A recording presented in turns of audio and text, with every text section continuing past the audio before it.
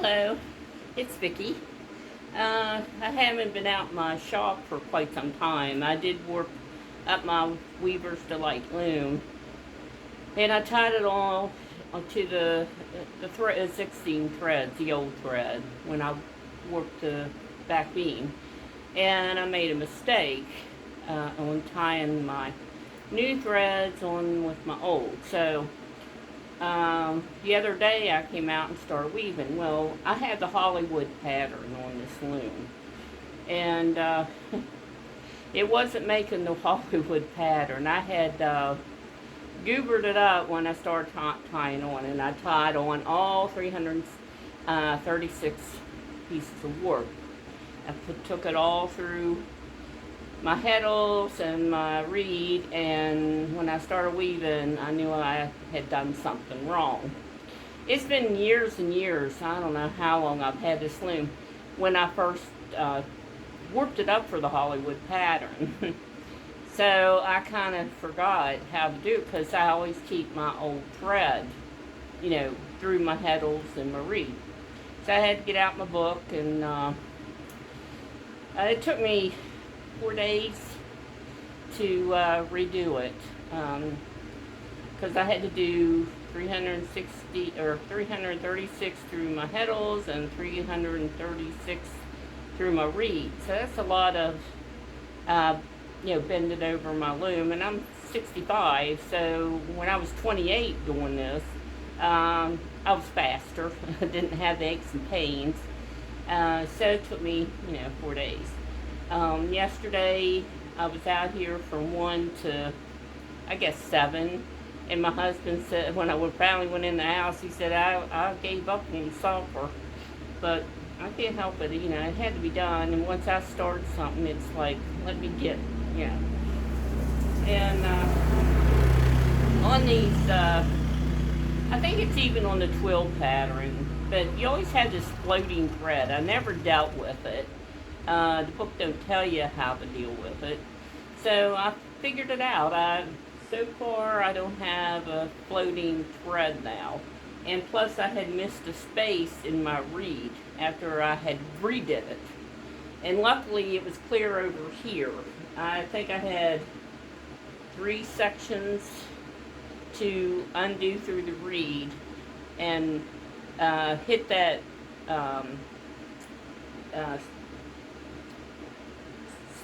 the dent in the reed.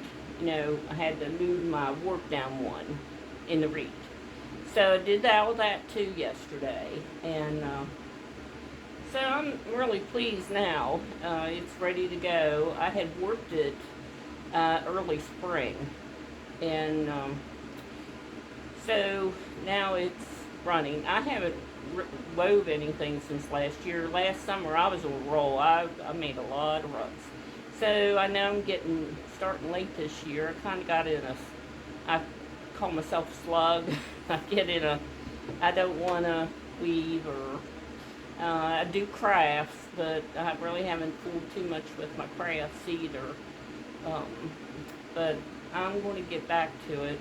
I'm starting to decorate a little bit for Halloween, and so I just put a wreath on my shed door, my barn, whatever you want to call it.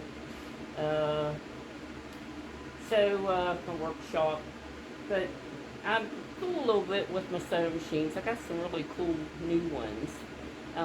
They're not new, they're new to me. I found them on the marketplace, and so I'm going to do some shots, and I'm going to check my ends here, make sure I don't have no floaters. If I don't, this is the first time I won't have floaters on this loom. Now when you're doing the plain weave, I have another Weaver's Delight over here. And when you do the plain weave, even though it's a 4-harness loom, you thread it as a plain weave. You don't have no floating thread on the end. It's always on the end. It don't catch. It just hangs there. And a lot of times when I used to do it, I catch it myself. I go in and under that floating thread with my shuttle. If you don't, then you gotta kind of tack it when you take it off the loom, and I've done that too. So let's get started. This rug's going to be mine because I had to tie on some warp, and then I figured out a way. I shouldn't have did that. I cut it and I tied thread to it to make it longer, and I don't know. I figured out a way to fix it without doing this, but I have some threads that's tied on together. It's not a, what you call, down on this, it's down on this end of the rug. But I'll keep this one, or I'll give it away for somebody that might want it. But I might keep this one since it's the first rug out off my new work. This rug has it's got yellow, pink, green, black, blue, purple, red. The orange anymore that you order from the Great Northern Weaving is more of a goldy orange. It's not a true orange. I wish it was. It used to be. The orange used to be really pretty, like a pumpkin. But this is more of a light pumpkin, I guess. But it's pretty. I have pink in it too. It's called a rose pink, and yeah, it's rose, like a rose. I think they discontinued that one when I ordered it. And the older rugs that I noticed people used to do had pink in their rugs, and I wanted to try that. This is the first time I've ever worked a rug with some pink in it, other than my continuous rug loom.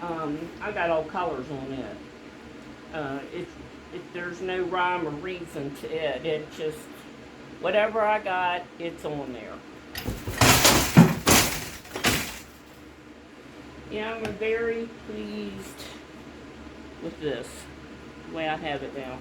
I'm not having no floating ends or nothing. It's nice. And I'll probably make this rug probably about 50 inches.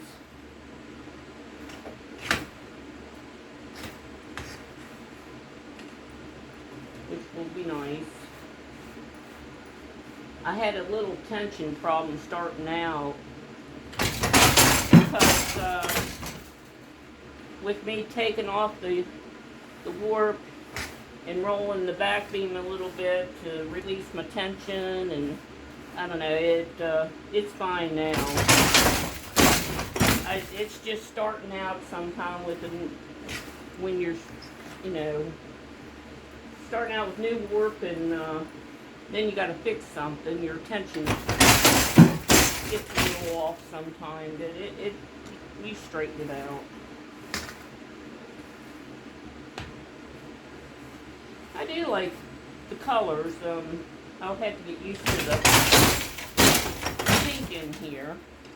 Next time I'll warp it, though, right in here, the Hollywood pattern has like a teal pattern right here. This is chicken scratch in the middle and on the ends. But you got two sections on the back. It would be section, there's, I warp 3 through 16. So, the section 3 is your chicken scratch, which is here. And then this, it would be 4 and 5 sections. It has like a quill looking pattern. And then, 6 through, what would that be? Whatever, in the middle. Then in the end, you still got your chicken scratch, chicken tracks, and then 2 sections of the other pattern. and then the middle is all chicken tracks. But I want to, next time I do it, the red's fine, and what I have here, but I really need a lighter color. I don't like white. So it would have been even pretty with green, or then it would look like Christmas. Maybe an orange, red and orange goes together. To me it does. Or yellow, something that's bright and, you know, you can see it better. But it's all dark, so you really don't get this full effect of this little twill pattern on each end. So I will, whenever I get the work all done, I'll change that. But it's fine, I like it. It's very pretty.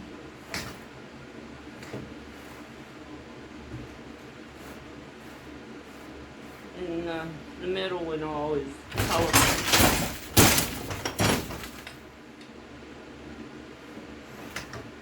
And like I said, when I'm weaving, and these are jean rugs, I'm weaving jeans. I cut them last week, I guess. And I know I probably don't have enough to finish this rug. I gotta cut some more. Like I always say, the preparation's the longest. Weaving's easy. Well, it's not hard or nothing. Even cutting's not hard, but cutting and, you know, de-seaming your jeans, preparation just takes longer. Patience and it just takes longer. And the weaving, you know, once you get on your shuttles, you're good to go unless you have a warping problem. I won't do that again. I think God decided I need a refresher course in weaving this loom, because it's been so long, or not weaving, but threading it again. You know, instead of tying onto the old warp and pulling it through. I guess with me doing that, made a mistake. I'll make a video. And so I guess he just figured, I think the old girl needs a little refresher course in how to thread the Hollywood pattern. But that's okay, I got it done. You know, you gotta think of what was good about it, and that was good about it, because since it's been so long since I did it. So now I probably can thread it with my eyes closed. I'll take a couple snapshots of it close up, of the colors and how it's turning out.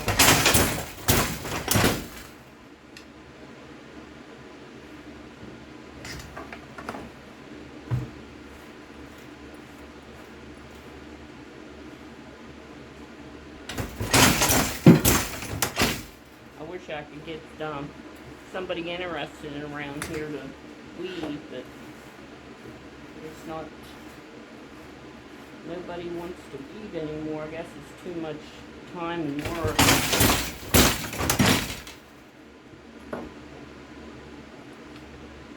I have extra looms. I need to sell a couple. I'm not using two of them. Well, the one was threaded, and I didn't thread it.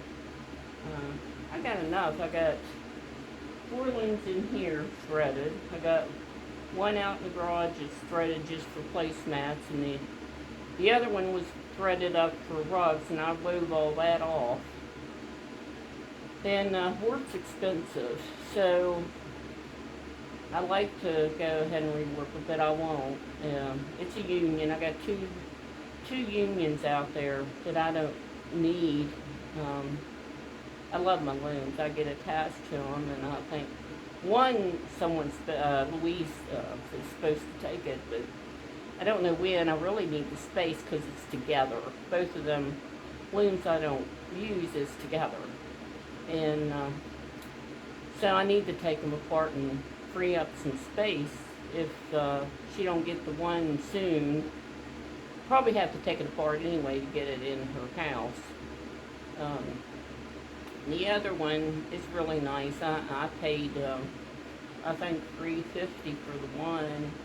I paid like $150 for the other one. And, you know, I hate giving them away. I did give one away to my third cousins. And right now their grandmother's using it. Well, their grandmother's daughter's using it.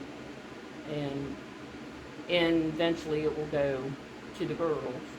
They're in their early 20s, and so, and they know how to weave. Their grandmother, their great grandmother, showed them how to weave. They're very crafty girls, so they won't have a problem. And they do about everything. The one just got married and made her own wedding dress. You should have seen that. It was Alice World. Beautiful. So they'll have one of my looms one day whenever they're ready for it. And but I don't need them. Every time there's one on the marketplace, you know. I even got one that I only paid $35 for, but it didn't have all the parts. But I went and bought it anyway for spare parts. It will be a donor loom. If I found other parts, I can make another one. I don't need another one. But anybody that's close and lives around here, I'll teach to weave for free. I welcome people to come in and they can try out my looms. Right now I got, you know, 4 in here working. I got the little mug rub one working. And but nobody seems to want to bother. If I was young, well, I started when I was 28. Oh, I would have loved someone to say, come and try out one of my looms. Of course, I like that stuff. And, well, anyway, I'm going to get off of here. I didn't really want to make a long video. I have problems downloading anything around here.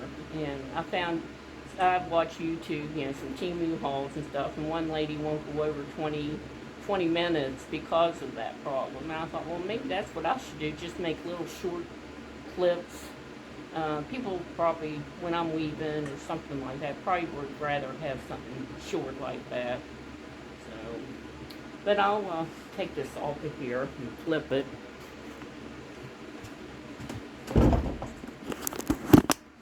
There's my other Hollywood loom.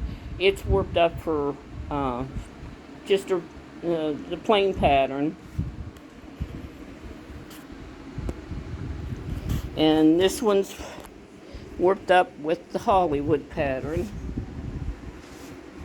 See, it's nice and bright. See right here is where I'm going to change to a brighter color so this part will pop out. You know, you'll see it better. And there's the chicken tracks here, and then like a twill weave here, and then you got your chicken tracks here, then the twill pattern again, and that, like I said, I'm changing this color to something brighter, and then your chicken tracks again here. And but I'll show you the back of the loom. There's the rug on there. I started. It should be this, or it's going to be sideways. I forget when I'm videotaping, I have to have my phone up so it's not sideways. There's the rug on there. That's the front. And there's the back. It's very colorful, and that's the way I like my rugs. This one I worked up last year. It's more of a Halloween colors. It's got black, orange, red. I think that's all. 3 different colors. Might have some brown in it. And then I'll take you slow. And this one is for placemats. It's got orange, blues, yellow, and green. It's got green in it too. And this is my continuous warping loom. This holds all my threads. There's probably about 336 spools of warp on there. And then it runs through a reed down on the bottom. And then it comes up, goes through a reed here, wraps around once, then it goes through my heddles, and then it goes through my reed.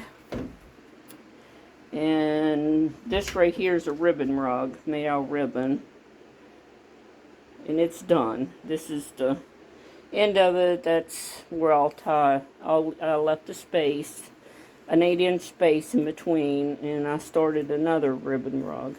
I bought a lot of ribbon, and I'm finally using it. But there's my spool rack for my loom, and you just got to watch, make sure they don't run out. When they start getting close, I take one off and put a new one on, or semi-new. And I use our old ironing boards for my tables, because if I don't use them, then I can prop them up against the wall. Saves on space. And I got, I don't know, about 6 ironing boards, the old ones. I won't collect the new ones. It's right now, this back here is kind of a mess. I gotta straighten it up. After not being here all winter, it gets a little piled up. But that's what my shop looks like. It's got 1, 2, 3, and 4 in here. And then I got my granddaddy of old sewing machines. It's a cobbler, and it's a treadle. I really like it. It works very well. And this is my old machine that I got when I was 18, so it's been around for a while. I love that machine. It still sews great.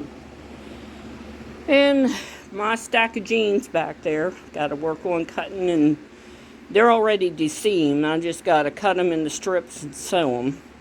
So, like I say, got a lot of work.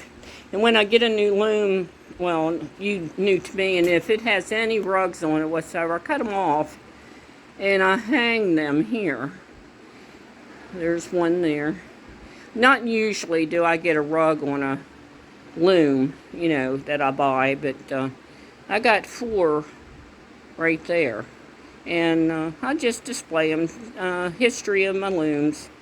Well, listen, you have a good day, and I'll be doing some more with my looms and showing you some things. If you have any questions, just message me, and I'll try to I will get back to you, and I'll try to answer you. Like I say, I'm not the best. I'm self-taught, and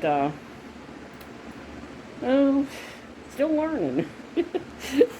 So y'all have a blessed day, and please be safe out there. And God bless. Bye-bye.